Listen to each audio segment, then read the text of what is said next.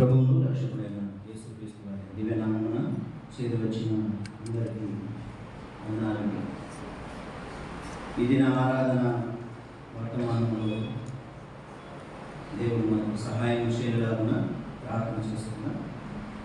తలవంచండి, తల మూసుకొని దేవుడి సహాయం నిమిత్తమై ప్రార్థించండి. పరిశుద్ధుడా, మహోన్నతుడా, ఉన్నతమైన స్థానంలో నీకే మహిమ కలుగుతూ ప్రతినిత్యం వేవేల దూతల చేత స్తుతింపబడుతున్న స్తోత్రాలు. ఈ సర్వభూమికి రాజు నీవే, సర్వ సృష్టికి ప్రభుడవు నీవే. ఎంతో ఉన్నతమైనటువంటి నీవు ఈ సృష్టి అంతటిలో చాలా తక్కువ వారముగా, ఎన్నిక లేని వారముగా ఉన్నటువంటి మనము ప్రేమించారు, ప్రేమకు వందనాలు. కనికరం చూపారు, కనికరానికి వందనాలు. రక్షించుకున్నారు, రక్షణ పొందుతున్నారు. సంఘంలో చేర్చారు, ఆ ప్రవేశాన్ని బట్టి మీకు స్తోత్రాలు. మేమందరం సంఘముగా కూడి మీ వాక్యం నుండి, మీ వాక్యంలోని సంగతులను మేము ఆలోచన చేస్తూ మీ ఔన్నత్యాన్ని మేము తెలుసుకోగలుగుతాము. మా అందరికీ మీరు సహాయం చేయమని రక్షకుడు యేసుక్రీస్తు వారి దివ్యనామమున ప్రార్థిస్తున్నాము తండ్రి. ఆమేన్. ప్రభునందు ప్రియమైన వారులారా, ఈ దిన ఆదివార ఆరాధన వర్తమాన శీర్షిక యెహెజ్కేలు గ్రంథంలోని దేవుని లక్షణం. యెహెజ్కేలు అనేటువంటి ఈ ప్రవక్త ఎవరు, ఏ కాలానికి సంబంధించిన వాడు అనేటువంటి సంగతులను ముందుగా ఆలోచన చేసి మనం ఆరాధన వర్తమానంలోకి వెళ్దాం. మనకందరికీ బాగా తెలిసినట్టుగా బబులోను చెరలోకి ఇశ్రాయేలీయులు, యూదులు తీసుకొని పోబడ్డారు. బబులోనీయుల దేశంలో ఇశ్రాయేలీయులు వచ్చిన తర్వాత వారికి ఈ కెబారు నది ప్రదేశాన, ఆ నది సమీపాన వారు ఉండడానికి బబులోనీయులు వారికి అనుమతించారు. 3 సార్లు ఇశ్రాయేలీయుల మీద బబులోనీయులు దాడి చేశారు. పర్టికులర్గా చెప్పాలంటే యెరూషలేము మీద 3 సార్లు దాడి చేశారు. మొదటిసారి సైన్యంతో వచ్చి దాడి చేసినప్పుడు ఇశ్రాయేలులో నుండి రాజవంశీకులను, ముఖ్యులను తీసుకొని వెళ్ళిపోయారు. ఎక్కడికి? బబులోను. అందులో దానియేల్, షడ్రక్, మెషక్, అబేద్నెగోలు ఉన్నారు. ఇది ఫస్ట్ బ్యాచ్, వెళ్ళిన బ్యాచ్. ఇప్పుడు ఎక్కడున్నారు వాళ్ళు? బబులోను దేశంలో ఉన్నారు. రెండవ బ్యాచ్లో ఎలాంటి వారిని తీసుకొని వెళ్ళిపోయారంటే, బబులోనులో ఏదైనా పని ఉంటే ఆ పని నైపుణ్యత ఇశ్రాయేలులో ఎవరికైనా ఉంటే పనివారుగా ఉండడానికి మంచి నిష్ణాతులైన వారిని, ప్రవీణులైన వారిని ఇశ్రాయేలులో నుండి బబులోనికి రెండవ బ్యాచ్గా తీసుకొని వెళ్ళిపోయారు. మొదటి బ్యాచ్లో దానియేలు, షడ్రక్, మెషక్, అబేద్నెగోలు ఎలా ఉన్నారో, ఈ రెండవ బ్యాచ్లోన బబులోనుకు వెళ్ళినటువంటి వారిలో యెహెజ్కేలు గారు ఉన్నారు. అంటే యెహెజ్కేలు గారు ఏ కాలంలో మనకి గ్రంథాన్ని రచించాడు అంటే, చెరలో ఉన్నటువంటి కాలంలో రచించాడు. ఎప్పటి కాలంలో? ఏ చెర? బబులోనీయుల యొక్క చెరలో ఉన్నప్పుడు ఈ గ్రంథాన్ని రచించాడు. 3వ దాడి జరిగినప్పుడు సామాన్యులను, పేదవారిని దేనికైనా పనికొస్తారని చెప్పి 3వ బ్యాచ్గా తీసుకుని వెళ్ళిపోయారు. సరే, అసలు యెహెజ్కేలు గారు ఎన్ని సంవత్సరాలు పరిచర్య చేశాడు? ఎక్కడ పరిచర్య? పరిచర్య మొత్తం బబులోను చెరలోనే.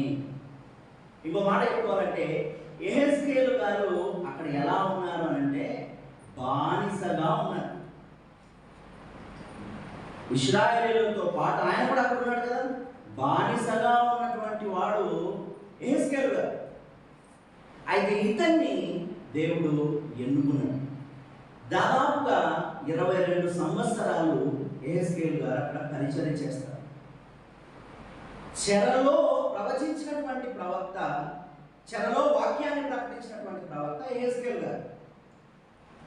మునుపు మనం చూస్తున్నటువంటి ప్రవక్తలందరూ ఏం చేశారు?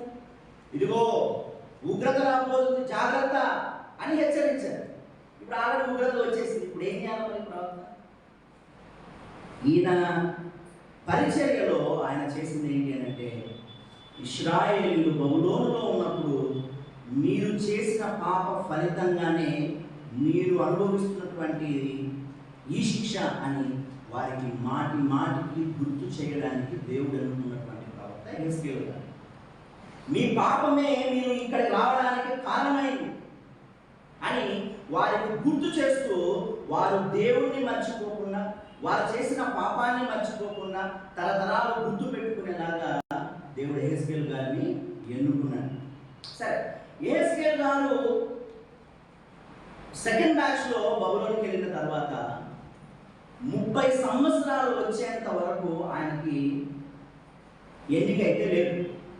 30 సంవత్సరాల తర్వాతనే దేవుడు ఆయనను పిలుచుకున్నాడు. అదే మనం మొదటి అధ్యాయం మొదటి వచనంలో చదువుకున్నాం. 30వ సంవత్సరము 4వ నెల 5వ దినమున నేను కెబారు నదీ ప్రదేశమున చెరలోని వారి మధ్య కాపురం ఉంటిని. ఎక్కడ కాపురం ఉన్నాడు? చెరలో ఉన్నటువంటి ఇశ్రాయేలీల మధ్యలో ఈయన కాపురం ఉన్నట్లుగా మనం గమనిస్తాం. అంటే బానిసగానే ఉన్నాడు ఈయన కూడా. బానిసలుగా ఉన్నటువంటి ఇశ్రాయేలీల మధ్యలో కెబారు నదీ ప్రదేశం. సరే, ఆయన రచించినటువంటి యెహెజ్కేలు గ్రంథంలో దేవుని లక్షణాలు చాలా ఉన్నాయి. అయితే కొన్ని మాత్రము ఈ దినం ధ్యానం చేయడానికి దేవుడు మనందరికీ సహాయం చేయుగా. మొట్టమొదటి దేవుని లక్షణాన్ని చదువుతున్నాను, వినండి. మొదటి అధ్యాయం మొదటి వచనం. 30వ సంవత్సరము 4వ నెల 5వ దినమున నేను కెబారు నదీ ప్రదేశమున చెరలోని వారి మధ్య కాపురం ఉంటిని. ఆ కాలమున ఆకాశము తెరవబడగా దేవుని గూర్చిన దర్శనము నాకు కలిగెను. మొదటిది దర్శనమిచ్చే దేవుడు. పాత నిబంధన గ్రంథములో అనేక సందర్భాలలో తండ్రి అయిన దేవుడు దర్శనాలు ఇచ్చాడు. భక్తులను దర్శించినటువంటి వాడు దేవుడు. అయితే యెహెజ్కేలు గారు ఇచ్చినటువంటి ఈ దర్శనంలో కొన్ని ముఖ్యాంశాలు ఉంటారు కదా, ఆ కొన్ని ముఖ్యాంశాలను మనము చూద్దాం. మొదటి అధ్యాయము 4వ వచనాన్ని నేను చదువుతున్నాను. నేను చూడగా ఉత్తర దిక్కు నుండి తుఫాను వచ్చుచుండెను, మరియు గొప్ప మేఘమును గోళము వలె గుండ్రముగా ఉన్న అగ్నియు కనబడెను. ఉత్తర దిక్కు నుంచి ఏమొస్తుందంట? తుఫాను వస్తుందంట. ఇప్పుడు ఆకాశంలో ఏం కనిపిస్తుంది? గొప్ప మేఘం కనిపిస్తుందంట. ఇవన్నీ మనం విజువలైజ్ చేసుకోవాలి. అంటే మన ఎదురుగా జరుగుతున్నట్టుగా ఊహించుకుంటే అందులో ఏం జరుగుతుందో కాస్త అర్థం కావడానికి ఛాన్స్ ఉంది. ఒక పెద్ద మేఘము ఆకాశంలో కనబడింది. ఆ కనబడినటువంటి మేఘములో ఏం కనిపిస్తుందంటే గోళం వలె గుండ్రముగా ఉన్న అగ్నియు కనబడేది. మేఘంలో అగ్ని కనిపిస్తుందంట. అది చాలా గుండ్రముగా ఉన్నదంట. కానీ దాని చుట్టూ ఆవరించి ఉండెను. ఆ అగ్నిలో నుండి కరగబడినది ప్రజ్వలించుచున్న అపరంజి వంటిది ఒకటి కనబడెను. దానిలో నుండి, ఇప్పుడు అగ్నిలో నుండి ఏమొస్తున్నది చూడండి, దానిలో నుండి జీవుల రూపములు గల ఒకటి కనబడెను. వాటి రూపము మానవ స్వరూపము వంటిది అంటూ మొట్టమొదటిగా ఇక్కడ కెరూబుల గురించినటువంటి ప్రస్తావన చేస్తున్నాడు. అంటే దేవదూతలకు సంబంధించినటువంటి ప్రస్తావన. సరే, 10వ వచనం చదువుతున్నాం. ఈ జీవులను నేను చూచుచుండగా నేల మీద ఆ 4 ఎదుట ముఖముల ప్రక్కను చక్రము వంటిది ఒకటి కనబడెను. ఆ చక్రముల యొక్క రూపమును పనియు రక్తవర్ణపు రాతి వలె ఉండెను. ఆ 4 ఒక్క విధముగానే ఉండెను. వాటి రూపమును పనియు చూడగా చక్రములో చక్రమున్నట్టుగా ఉండెను. అవి జరుగునప్పుడు 4 ప్రక్కలకు జరుగుచుండెను, వెనుకకు తిరగకయే జరుగుచుండెను అని. మొదటిది కెరూబులకు సంబంధించినటువంటి దర్శనాన్ని అక్కడ చూస్తూ ఎలా ఉన్నారో కెరూబులు అంటే, చివరిగా 10వ వచనం మనం చూసుకున్నాం కదా, కెరూబులు ఎలా ఉన్నారో చూడండి. 10వ వచనం. ఆ 4 ఎదుటి ముఖ రూపం రూపములు మానవ ముఖము వంటివి. వాళ్ళ ముఖాలు ఎలా ఉన్నాయి? మానవ ముఖాలుగా ఉన్నాయి. తర్వాత కుడి పార్శ్వపు రూపములు సింహపు ముఖములా ఉన్నాయి. ఎడమ పార్శ్వపు ముఖాలు ఎద్దు ముఖం, నాలుగింటికి పక్షిరాజు ముఖము వంటి ముఖములు కలవు. ఈ రకంగా కాస్త విచిత్రంగా ఉండేటువంటి రూపంలో కెరూబులు ఉన్నాయి. వీరికి పక్కన చక్రాలు ఉన్నాయి. మనం ఎదురుబడి చూసుకుంటాం చక్రాలు, అలాంటి చక్రాలు ఉన్నాయి.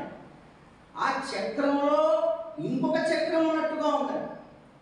ఒకే చక్రం ఉంది, ఆ చక్రంకి ఇంకొక చక్రం కూడా ఉన్నట్టుగా ఉంది. ఈ రెండు కూడా తిరుగుతూ ఉన్నాయి. ఈ జీవులు ఎప్పుడైతే గమనాన్ని ఉంచుతాయో, ఎప్పుడైతే జీవులు కదులుతాయో అప్పుడు మాత్రం ఈ చక్రాలు కూడా కదులుతాయి. జీవులు ఆగిపోతే చక్రాలు ఆగి, జీవులు కదిలితే చక్రాలు కదులుతాయి. తర్వాత అవన్నీ మీరు చదువుకుంటే అర్థమవుతుంది. అంటే కెరూబులలో ఆత్మ ఎలా ఉన్నదో చక్రాలలో కూడా ఆత్మ ఉన్నది అని ఇక్కడే రాశాడు. నేను చెప్తున్న మాట కాదు, చక్రాలకు ఆత్మ ఉన్నది సార్, దర్శనంలో ఉన్నది. అయితే మొదటిది కెరూబులు చూసాం, రెండవది చక్రాలు చూసాం, మూడవ చూద్దాం. చూడండి 26వ వచనం.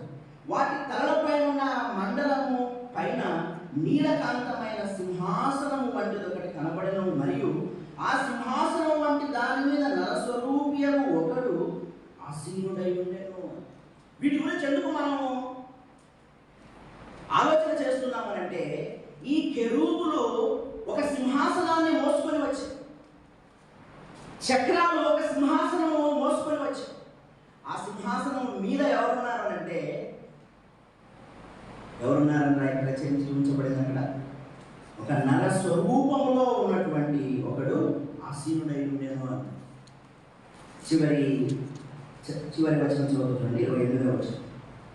వర్షకాలంలో కనబడు ఇంద్రధనస్సు యొక్క తేజస్సు వలె దాని చుట్టూ ఉన్న తేజస్సు కనబడు. అంటే సింహాసనం చుట్టూ ఉన్నటువంటి తేజస్సు గురించి మాట్లాడుతున్నాడు. ఇది యెహోవా ప్రభావ స్వరూప దర్శనము. ఈ అధ్యాయం అంతటిలో మనం గమనించేది ఏంటి అంటే, యెహోవా ప్రభావ స్వరూప దర్శనము. అసలు యెహెజ్కేలు గారు అక్కడ కూర్చొని ఉన్నప్పుడు 5 సంవత్సరాల తర్వాత, వారు అక్కడికి వచ్చిన 5 సంవత్సరాల తర్వాత ఎందుకు కెబార్ నది దగ్గర దేవుడు దర్శనాన్ని ఇచ్చాడు? కారణం ఏంటి అంటే, ఇశ్రాయేలు అందరూ ఇక్కడికి వచ్చి వారు చెరను అనుభవిస్తూ ఉన్నప్పుడు వారిలో ఉన్నటువంటి ఫీలింగ్ ఏంటంటే, మా దేవుడు అక్కడే ఉన్నాడు, మా యెరూషలేం అక్కడే ఉంది, మా పట్టణం అక్కడే ఉంది, మమ్మల్ని దేవుడు వదిలేశాడు అనేటువంటి ఆలోచన తీరు వారిలో ఉండగా, దేవుడు వారందరూ నిరూపించుకోవాల్సినటువంటి ఆ ఆలోచనతో దేవుడు ఏం చేశాడంటే, నేను అక్కడ మాత్రమే కాదు ఎక్కడికైనా రాగలను, ఎక్కడైనా ఉండగలను అని చెరలో ఉన్నటువంటి యెహెజ్కేలు గారి దగ్గరకు వచ్చి తన యొక్క ప్రభావ స్వరూప దర్శనాన్ని చూపించాడు. ఆ దర్శనంలో దేవుడు ఇశ్రాయేలులకు ఎన్నో పాఠాలు నేర్పించాడు. సరే, దర్శనం గురించి మనం ఆలోచన చేసేటప్పుడు ఈ మధ్య కాలంలో చాలామంది తమకు దర్శనాలు వచ్చాయని చెబుతూ ఉంటారు. అవునా? మరి వీరు చెప్పేటువంటి దర్శనాలను మనం నమ్మాలా? నమ్మాలంట. వీరు అనేక రకాలైనటువంటి దర్శనాల గురించి మాట్లాడుతూ ఉంటారు. నాకు అట్లయింది, ఇట్లయింది, అది చేస్తుంటే ఇట్లా వచ్చింది, ఇది చేస్తుంటే అట్లా వచ్చింది అని దర్శనాలు నాకు అది కలిగింది, ఇది కలిగిందని చెబుతూ ఉంటే అమాయకంగా కూర్చున్నటువంటి కొంతమంది ప్రజలు ఏం చేస్తున్నారు, అవునా అవునా అవునా అంటూ వారిని ఫాలో అవుతూ వారు ఏం చేస్తున్నారంటే దేవుని వాక్యానికి దూరంగా వెళ్ళిపోతుంది. అసలు దర్శనాలు ఈ కాలంలో ఉన్నాయా? ఉన్నా లేకున్నా మనము దాని మీద ఆధారపడాలా అంటే వాక్యమే దానికి సమాధానం ఇస్తుంది. హెబ్రీయులకు రాసిన పత్రిక 1వ అధ్యాయం 1వ వచనం చదువుతుంది. హెబ్రీయులకు రాసినటువంటి పత్రిక 1వ అధ్యాయము 1వ వచనం చదువుతుంది. యెహెజ్కేలు గారికి యెహోవా స్వరూప దర్శనం కలిగింది. మరి మనకు దర్శనాలు వస్తాయా, లేదా ఎటువంటి దర్శనం మనకున్నది అనేటువంటి మాట చూద్దాం. 1వ అధ్యాయం 1వ వచనం చదువుతున్నాం. పూర్వకాలమందు నానా సమయములలోనూ నానా విధములుగాను ప్రవక్తల ద్వారా, అనగా ప్రవక్తలకు వచ్చినటువంటి దర్శనాల ద్వారా మన పితరులతో మాట్లాడినటువంటి దేవుడు ఈ దినముల అంతమందు కుమారుని ద్వారా మనతో మాట్లాడను. అనగా ప్రభువైన యేసుక్రీస్తు ద్వారా మనతో మాట్లాడాడు. ఆయన కుమారుని సమస్తమునకు వారసులుగా నియమించిన ఆయన ద్వారా ప్రపంచాలను నిర్మించెను. మునుపు దర్శనాలు ఉండేటివి, అయితే ఇప్పుడు ప్రభు అయినటువంటి యేసుక్రీస్తు ఆయన ఇచ్చినటువంటి వాక్యమే మనకు ఫైనల్ అల్టిమేట్ దర్శనం. పూర్వకాలంలో నానా విధాలుగా మాట్లాడాడు, కానీ ఇప్పుడు ఈ దినమంతా ఎలా మాట్లాడుతున్నాడు? ఆయన తన వాక్యము ద్వారానే మాట్లాడుతూ ఉన్నాడు. దర్శనాలు ఉన్నాయా లేవా అనేటువంటి డిబేట్ కాదు, కానీ ఉన్నా లేకున్నా దాని మీద మనం ఆధారపడకూడదు. భక్తులు చెప్పినా, పెద్ద పెద్ద వారు చెప్పినా, వారి సొంత దర్శనాల మీద మనం మన ఆత్మీయ జీవితాన్ని కట్టుకోవడానికి ప్రయత్నాలు చేయకూడదు. ప్రకటన గ్రంథం మొదటి అధ్యాయం ఒకసారి గమనిద్దాం, చూడండి. ప్రకటన గ్రంథం మొదటి అధ్యాయం మొదటి వచనం. యేసుక్రీస్తు తన దాసులకు కనబరచుటకు దేవుడు ఆయనకు అనుగ్రహించిన ప్రత్యక్షత. ఎవరికి? యేసుక్రీస్తట ఏమంటున్నాడు? తన దాసులకు కనబరచడానికి. యేసుక్రీస్తుకు దాసులు అనేక మంది ఉన్నారు, శిష్యులు అనేక మంది ఉన్నారు, నమ్ముకున్న వారు అనేక మంది ఉన్నారు. యేసుక్రీస్తు తన దాసులకు కనబరచుటకు అనగా ప్రత్యక్షపరచబడుటకు దేవుడు ఆయనకు అనుగ్రహించిన ప్రత్యక్షత. ఎవరికి? యోహాను గారికి అనుగ్రహించినటువంటి ప్రత్యక్షత. ఈ సంగతులు త్వరలో సంభవింపనై ఉన్నవి. ఆయన తన దూత ద్వారా వర్తమానం పంపి తన దాసుడైన యోహానుకు వాటిని సూచించాడు. యోహాను గారికి ప్రభువైన యేసుక్రీస్తు దర్శనాన్ని ఇచ్చాడు. ఇచ్చి ఆయన ఏమన్నాడు చూడండి, 2వ వచనం. అతడు అనగా యోహాను దేవుని వాక్యమును గూర్చి యేసుక్రీస్తు సాక్ష్యమును గూర్చి తాను చూచినంత మట్టుకు సాక్ష్యం ఇచ్చెను. సమయం సమీపించినది కనుక ఈ ప్రవచన వాక్యము చదువువాడును వాటిని విని ఇందులో వ్రాయబడిన సంగతులను గైకొని వారును ధన్యుడు అని. ఇక మనకు వాక్యమే ఆధారం అని చెప్తుంది.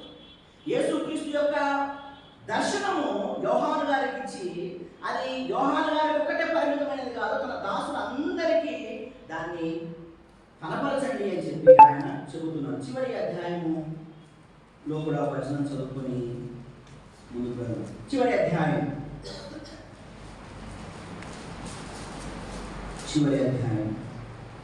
18వ వచనం చదువుతున్నాను. ఈ గ్రంథమందున ప్రవచన వాక్యములను విను ప్రతి వానికి నేను సాక్ష్యం ఇచ్చినదేమనగా ఎవడైనా వీటితో మరి ఏదైనా కలిపియడా ఈ గ్రంథంలో రాయబడిన తెగుళ్ళు దేవుడు వారికి కలుగజేయును గాక. అంటే ఇందులో ఏది కలపకూడదు. ఏ సేవకుడైనా, ఎటువంటి పెద్ద పొజిషన్లో ఉన్నవాడైనా నిలబడ్డాడంటే వాక్యాన్ని బోధించాలి తప్ప దర్శనాలు గురించినటువంటి మాటలు ఎక్కువగా స్టేజ్ మీద ఉండకూడదు. కారణం ఏంటి? వాక్యానికే దేవుడు అధికారం ఇచ్చాడు, కానీ వాక్యం మీద ఆధారపడమన్నాడు, కానీ దర్శనాల ఇతర దర్శనాల మీద ఆధారపడమని దేవుడు చెప్పలేదు. మొట్టమొదటిది దర్శించేటువంటి దేవుడు.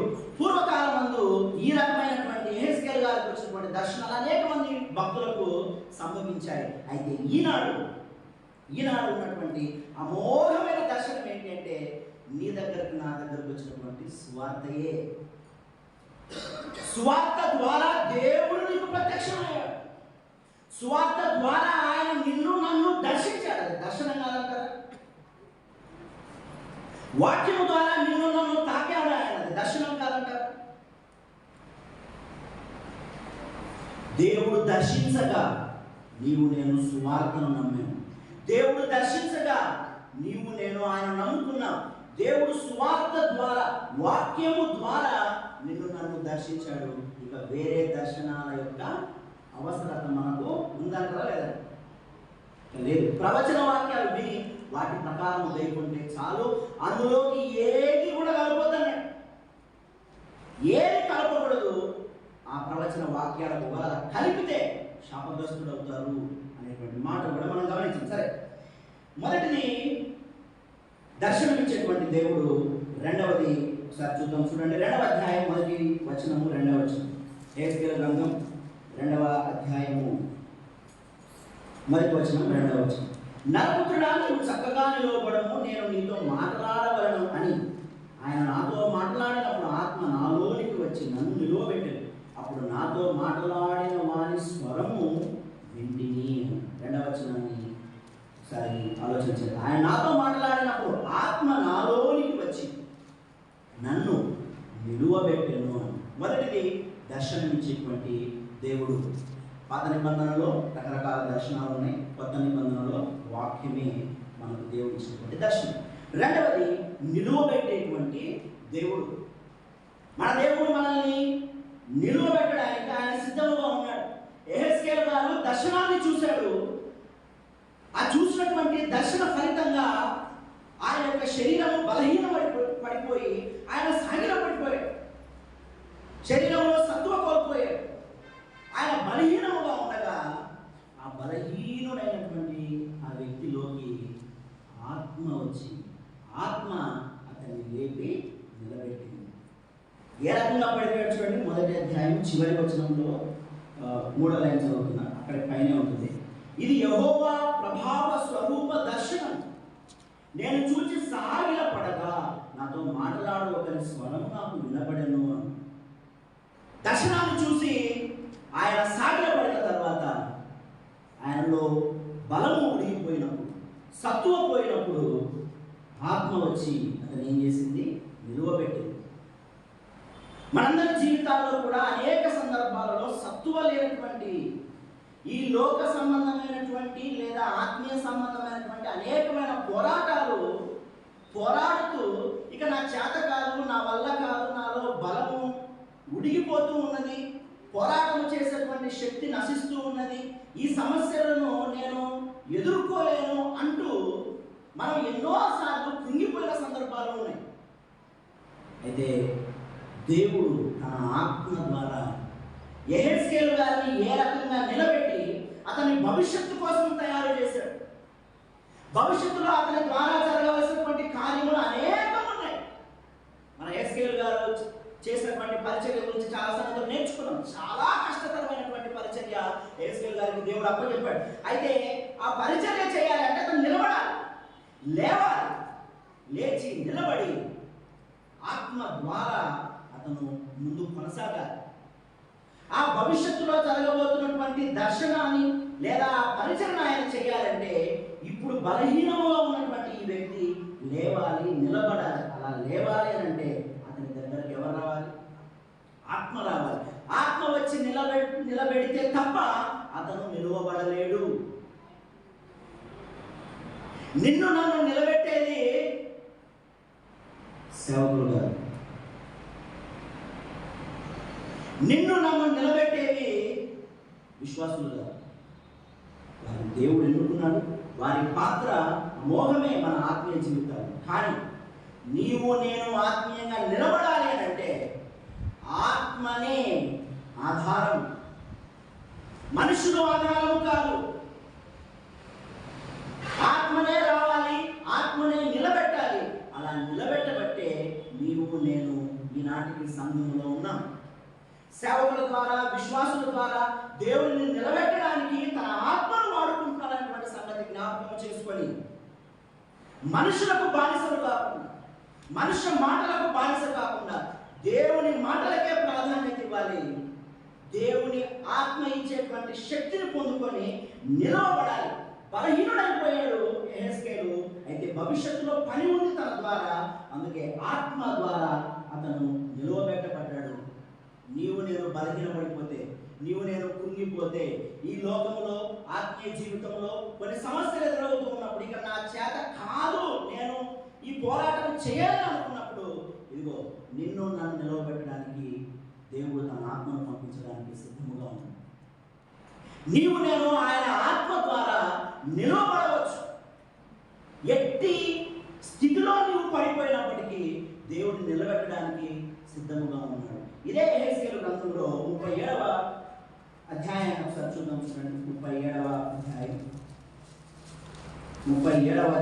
10-11 వచనం త్వరగా చదువుతాము. మొదటి వచనము తర్వాత 10 వచనం.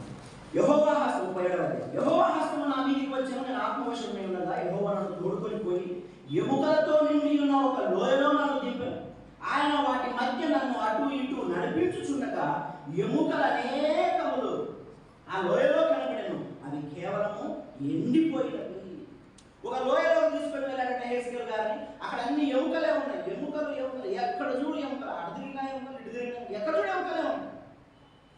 అయితే అటువంటి ప్రాంతానికి అతను తీసుకుని వెళ్ళి ఆ ఎండిపోయినటువంటి ఎముకల దగ్గర దేవుడు చెప్పినటువంటి మాట వచ్చింది. ఆయన నరపుత్రుడా, ఎండిపోయిన ఈ ఎముకలు బ్రతుకగలవా అని అడుగుతా. ప్రభువా యెహోవా, అది నీకే తెలియనని నేను అంటిని అన్నాడు. ఆ తర్వాత నీవు ప్రవచించు అని చెప్పగానే యెహెజ్కేలు గారు ప్రవచించగానే జరిగినటువంటి సంగతి ఒకసారి చూద్దాం. 10వ వచనం చూడండి. ఆయన నాకు ఆజ్ఞాపించినట్టు నేను ప్రవచించగా జీవాత్మ వారిలోనికి వచ్చెను, వారు సజీవులై లేచి లెక్కింప శక్తిము కాని మహా సైన్యమై నిలిచిరి అని. ఆ ఎముకలు ఏవైతే ఎండిన ఎముకలు ఉన్నాయో ఆయన ప్రవచించగానే ఎండిన ఎముకలకు మాంసం వచ్చింది, శరీరం వచ్చింది.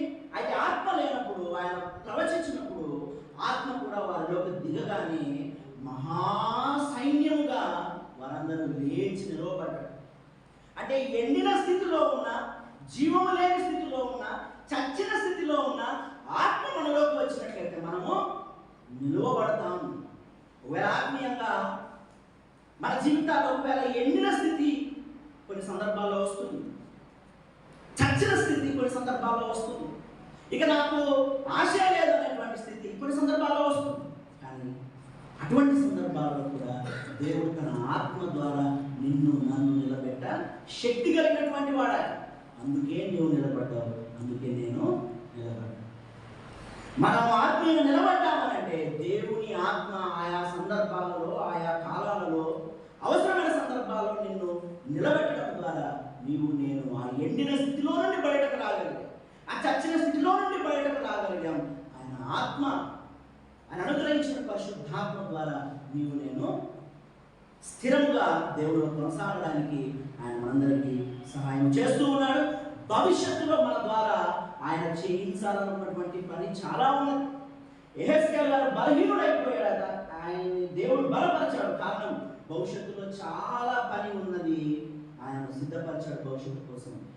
మన పరిస్థితి ఇప్పుడు ఎలా ఉన్నా సరే దేవుడు మనల్ని బలపరుస్తాడు, ఆత్మ ద్వారా నిలబెడతాడు. కారణం ఏంటంటే నీ ద్వారా, నా ద్వారా దేవుడు జరిగించాలనుకున్నటువంటి పరిచర్య, దేవుడు చేయించాలనుకుంటున్నటువంటి చిత్తము చాలా ఉన్నది. దాన్ని నమ్మి మనము ముందుకు వెళ్ళవలసిన వారు. సరే, మొదటిది దర్శనమిచ్చేటువంటి దేవుడు, రెండవది నిలబెట్టేటువంటి దేవుడు. చివరిది చదువుకొని ముగించుకుందాం. 2వ అధ్యాయం 9వ వచనం 10వ వచనం చదువుకుందాం. యెహెజ్కేలు గ్రంథం 2వ అధ్యాయం 9వ వచనం 10వ వచనం చదువుకుందామండి. నేను చూచుచున్నగా గ్రంథమును పట్టుకున్న ఒక చెయ్యి నా యొద్దకు చాపబడను. ఆయన దాన్ని నా ముందర విప్పగా అది లోపటను వెలుపటను వ్రాయబడినదై ఉన్నది. మహావిలాపమును, మనోదుఃఖమును, రోదనమును అని అందులో వ్రాయబడి ఉన్నది. ఇప్పుడు యెహెజ్కేలు గారు అక్కడ నిలబడ్డారట. దేవుడు తన హస్తాన్ని తీసుకొని వచ్చాడు. ఆయన హస్తంలో గ్రంథం ఉన్నది. హస్తంలో ఏమున్నది? హస్తంలో గ్రంథం ఉన్నది. ఆ గ్రంథంలో ఏముందంటే వెలుపట రాయబడిందంట, బయట కూడా రాయబడిందంట. అయితే అందులో రాయబడిన అంశాల గురించి ఆయన హైలైట్ చేసి ఏం రాశాడంటే మహావిలాపమును, అంటే ఏడుపులో కూడా లెవెల్స్, ఇది మహావిలాపము ఉన్నదట. మనోదుఃఖమును అనగా మానసికంగా బాధలు, తర్వాత రోదనమును అని అందులో రాయబడి ఉన్నది. దేంట్లో? దేవుడు ఇచ్చినటువంటి గ్రంథంలో రాయబడినటువంటి మాటలు. ఎందుకు ఇచ్చాడు యెహెజ్కేలు గారికి ఇది? ఇప్పుడు యెహెజ్కేలు గారితో ఏం మాట్లాడతాడు దేవుడు? 3వ అధ్యాయం 1వ వచనం. మరి ఆయన నాతో ఇలాగ సెలవిచ్చాడు, నరపుత్రుడా, నీకు కనబడిన దానిని భక్షించుము అంటున్నాడు. అంటే ఇప్పుడు ఏ గ్రంథం అయితే కనబడిందో ఆ గ్రంథాన్ని నువ్వు తినాలి అంటున్నాడు, దాన్ని తినాలి అంటున్నాడు. ఈ గ్రంథమును భక్షించి ఇశ్రాయేలీయులతో పోయి వారికి ప్రకటన చేయను. నువ్వు ముందు గ్రంథాన్ని తినాలి, తర్వాత వెళ్ళి ప్రకటన చేయాలి. నేను నోరు తెరవగా ఆయన ఆ గ్రంథము నాకు తినిపించి. ఎవరు తినిపించినారు ఈ గ్రంథాన్ని? యెహెజ్కేలు గారికి ఎవరు తినిపించినారు? దేవుడే తినిపించినాడు. గ్రంథాన్ని తెచ్చింది దేవుడే, గ్రంథాన్ని తినమన్నది దేవుడే, తినిపించింది కూడా దేవుడే. ఎందుకు తినిపించాడు చూడండి. నరపుత్రుడా, నేనిచ్చుచున్న ఈ గ్రంథమును ఆహారముగా తీసుకొని దానితో ఏమంటున్నాడు? నీ కడుపు నింపుకోను అని నాతో సెలవీయగా నేను దాన్ని భక్షించుకుని అన్నాడు. మొదటిది దర్శించే దేవుడు, రెండవది నిలబెట్టే దేవుడు, మూడవది ఏంటంటే కడుపు నింపే దేవుడు. మూడవది ఏం దేవుడు? కడుపు నింపే దేవుడు. దేంతో కడుపు నింపుతున్నాడు? వాక్యము చేత కడుపు నింపేటువంటి దేవుడు. నువ్వు బలహీనపడ్డావా? ఎండిన స్థితిలో ఉన్నావా? ఆశ లేని స్థితిలో ఉన్నావా? నీకు బలం కావాలంటే తిండి కావాలి, బలం కావాలంటే ఆహారం కావాలి. ఏ ఆహారం కావాలి? దేవుడిచ్చేటువంటి గ్రంథమే నీకు నాకు ఆహారం. అనగా మన స్థితి బాగోలేనప్పుడు దేవుడి దగ్గరకు వచ్చి వాక్యాన్ని ఆహారంగా తీసుకోవాలి. వాక్యము చేత కడుపు నింపుకుంటేనే నీవు వాక్యములో నిలబడగలుగుతావు, నేను ఆత్మీయంగా నిలబడగలుగుతావు. ఈనాడు మనం ఇన్ని సంవత్సరాల నుండి దేవుడిలో ఉన్నాము అంటే నిన్ను నన్ను నడిపించింది ఎవరు అనుకుంటున్నావు? ఎవరు? వాక్యమే నడిపించింది. వాక్యమే నిన్ను నన్ను పట్టుకొని ఈ దారిలో వెళ్ళు, ఆ దారిలో వెళ్ళు, అటెళ్ళొద్దు, ఇటొద్దని అనేక మంది ద్వారా, పాస్టర్ల ద్వారా, సేవకుల ద్వారా, విశ్వాసుల ద్వారా, నీ సొంత జ్ఞానం ద్వారా వాక్యమే నన్ను ఆత్మీయంగా అనేకమైనటువంటి ప్రాంతాలకు తీసుకుని వెళ్ళింది. ఆత్మీయంగా నన్ను నిలబెట్టేటువంటిది. నీకు నాకు సత్తువ కావాలి అంటే, దేవుడు నిలబడాలనుకుంటే, సత్తువ కావాలనుకుంటే, ఎనర్జీ కావాలనుకుంటే వాక్యమే ఆధారం. వాక్యము కాక ఇక దేన్ని మనం ఆధారం చేసుకోకూడదు. ఆ వాక్యమే నీకు నాకు కడుపు నింపేది అన్నాడు. గ్రంథం ఇచ్చింది ఎవరు? దేవుడే. తినమన్న దేవుడు దేవుడే. తినిపించింది ఎవరు? దేవుడే. నీకు నాకు వాక్యాన్ని, ఈ బైబిల్ గ్రంథాన్ని ఇచ్చింది దేవుడే. ఈ బైబిల్ గ్రంథాన్ని తినమంటున్న దేవుడే. తినమంటే ఉపయోగించుకొని తినాలి. బైబిల్ గ్రంథాన్ని తినడం అంటే అర్థం ఏంటంటే దీన్ని బాగుగా చదివి ఇందులో ఉన్నటువంటి అంశాలను ఆకలింపు చేసుకొని, జీర్ణం చేసుకొని, అర్థం చేసుకొని ఈ వాక్యం ఇచ్చేటువంటి శక్తి చేత నిలబడి ముందుకు కొనసాగాలి. అది దేవుడు మన జీవితాలలో మనకిచ్చినటువంటి అద్భుతమైనటువంటి వాక్య ఆహారము. ఈ ఆహారం లేకపోతే, నీవు దేని మీద ఆధారపడినా కూడా, ఆహారం లేకపోతే ఏమున్నా కూడా వేస్ట్. ఆహారమే ఉండాలి. ఆహారము మన జీవితాలు, ఆత్మీయ జీవితాలు నిలబెట్టేది. నేను ఇప్పటి వరకు నిలబడ్డామంటే సేవకుల యొక్క వాక్య పరిచర్య, విశ్వాసుల యొక్క వాక్య హెచ్చరికలు, దేవుని దగ్గర కూర్చొని నేను చేసినటువంటి సొంత వాక్య ధ్యానాలే. వీటితో దేవుడు ఏం చేస్తున్నాడు? కడుపు నింపుతున్నాడు. కడుపు నింపినటువంటి వారికి మనం కృతజ్ఞత చెప్పాలా? కడుపు నింపేటువంటి ఈ దేవుడికి మనము కృతజ్ఞతలు చెప్పుకోవాలి. సరే, మూడవ దాంట్లో కడుపు నింపే దేవుడు అనేటువంటి దాంట్లో మొదటిది వాక్యము చేత ఆయన మనల్ని నిలబెడుతూ ఉన్నాడు, వాక్యం చేత బలపరుస్తూ ఉన్నాడు. చివరి కార్యంలోన యెహెజ్కేలు గ్రంథము చివరి అధ్యాయంలో చివరి వచనం చదువుతాం. ఆఖరి అధ్యాయం ఆఖరి వచనం. మొదటిది వాక్యము ద్వారా కడుపు నింపేటువంటి దేవుడు ఇక మనందరి కడుపు నింపడానికి ఒక పెద్ద మాట చెప్తున్నాడు. యెహెజ్కేలు గ్రంథం చివరి అధ్యాయం చివరి వచనం 35వ వచనం. దాని కైమారము 18,000 కొలకర్రల పరిమాణం, యెహోవా ఉండు స్థలమని నాట నుండి ఆ పట్టణమునకు పేరు అని. చివరి అధ్యాయంలో మనం గమనిస్తే ఇశ్రాయేలీయులు ఇప్పుడు ఎక్కడున్నారు? చెరలో ఉన్నారు. యెహెజ్కేలు ఎవరికి ప్రకటిస్తున్నారు? ఆయన బానిసగా ఉన్నటువంటి ఇశ్రాయేలీయులకు ప్రకటన చేస్తూ ఉన్నాడు. మీరు ఏ పాపము చేసి ఇక్కడికి వచ్చారో గుర్తు తెచ్చుకోండి అని. వారు చేసిన తప్పులు మాటి మాటికి వారికి గుర్తు చేస్తూనే ఉన్నాడు. అంతేకాదు వారికి భవిష్యత్తును కూడా చూపిస్తూ ఉన్నాడు. భవిష్యత్తు నిరీక్షణ కూడా ఇస్తూ ఉన్నాడు. ఏమన్నాడంటే, ఇదిగో మీరు కోల్పోయినటువంటి మందిరం ఉంది కదా, ఆ మందిరాన్ని తిరిగి దేవుడు మీకు ఇవ్వబోతూ ఉన్నాడు అని భవిష్యత్తుకు సంబంధించినటువంటి ఒక నిరీక్షణ. ఇప్పుడు చెరలో ఉన్నటువంటి మీరు ఖచ్చితంగా తిరిగి మళ్ళీ యెరూషలేములోకి సమకూర్చబడతారు. తిరిగి మళ్ళీ ఇశ్రాయేలీయుల దేశంలోకి మీరు వెళ్ళిపోతారు. మీరు భయపడాల్సిన పని లేదు. మీ కొరకు దేవుడు దేశాన్ని సిద్ధపరిచాడు.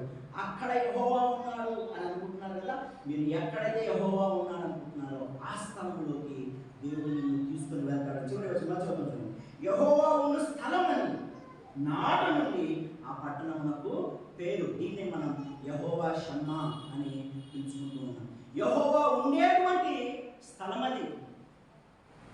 దేవుడు ఇశ్రాయేలులకు చెరలో ఉన్న వారికి నిరీక్షణ ఇచ్చాడు.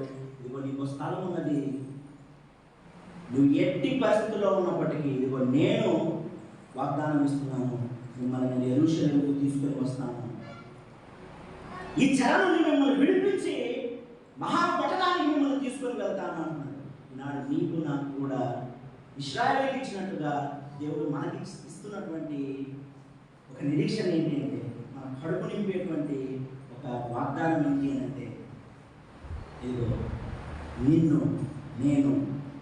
నేను ముందు స్థలానికి తీసుకొని వెళ్తాను అని దేవుడు చెప్పడం.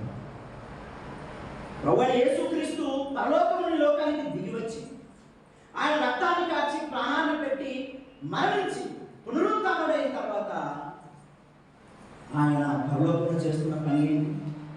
నీకు నాకు యెహోవా షమ్మాగా ఉంది. నిన్ను నన్ను పరలోక రాజ్యానికి తీసుకొని వెళ్ళాలని అక్కడ స్థలమును సిద్ధపరుస్తూ ఉన్నాడు. పరలోకంలో స్థలాన్ని సిద్ధపరుస్తూ ఉన్నాడు. అది ఆయన ఉండేటువంటి పట్టణం, యెహోవా షమ్మా ఆయన ఉండేటువంటి పట్టణం. మరి ఆ పట్టణంలోకి మనకు వెళ్ళడానికి అర్హత లేనప్పుడు ప్రభువైన యేసుక్రీస్తు లోకానికి వచ్చి మనకు అర్హత ఇవ్వడానికి కలువరి శిలువలో తాము పడినటువంటి ఆ మనోవేదన, మనోవ్యాకులత, ఆయన పడినటువంటి వేదన అది అంతా కాదు. మనల్ని రక్షించడానికి, మనలను పవిత్రులుగా చేయడానికి, నీతిని మనకు ఆపాదించడానికి ప్రభువైన యేసుక్రీస్తు శిలువలో త్యాగం చేశాడు. ఆ త్యాగం ఫలితమే దేవుడు ఉండేటువంటి స్థలానికి వెళ్ళేటువంటి వాగ్దానం పొందుకున్నాము నీవునే. అందుకని ఈ లోకంలో మనకి ఏది ఉన్నా లేకున్నా సరే మనకు దేవుడు ఇస్తున్నటువంటి ఈ వాగ్దానము మన కడుపు నింపాలి. ఏమని? ఈ లోకంలో మన పరిస్థితి, మన ఆర్థిక స్థితి, సామాజిక స్థితి ఎటువంటిదైనా సరే దేవుడు కడుపు నింపే వాగ్దానం ఇస్తున్నాడు. గుర్తుపెట్టుకున్నాను, నేను పరలోకానికి తీసుకుని వెళ్తాను అని. ఇది కడుపు నింపేటువంటి వాగ్దానం కాదు, వాక్యము ద్వారా కడుపు నింపుతున్నాడు దేవుడు. రెండవది వాగ్దానం ద్వారా కడుపు నింపుతున్నాడు. హెబ్రీ గ్రంథంలో మనం నేర్చుకుంటున్నది, దర్శించేటువంటి దేవుడు నిన్ను నన్ను వాక్యము ద్వారా దర్శించాడు, సువార్త ద్వారా దర్శించాడు. రెండవది నిలవబెట్టేటువంటి దేవుడు. ఆత్మీయంగా ఎన్నోసార్లు పడిపోయినప్పుడు, ఎండిన స్థితిలో ఉన్నప్పుడు జీవాన్నిచ్చేటువంటి తన ఆత్మ ద్వారా నిన్ను నన్ను ఆత్మీయంగా నిలబెట్టాడు. దర్శించిన దేవుని బట్టి దేవుని స్తుతిద్దాం, నిలబెట్టిన దేవుని బట్టి స్తుతిద్దాం. చివరిగా కడుపు నింపుతున్న దేవుని బట్టి దేవుని స్తుతిద్దాం. వాక్యము ద్వారాను, వాగ్దానముల ద్వారాను దేవుడు మనం కడుపు నింపుతున్నాడు. అట్టి దేవుణ్ణి తన నుంచి తను మూసుకొని ఆరాధన చేస్తాం.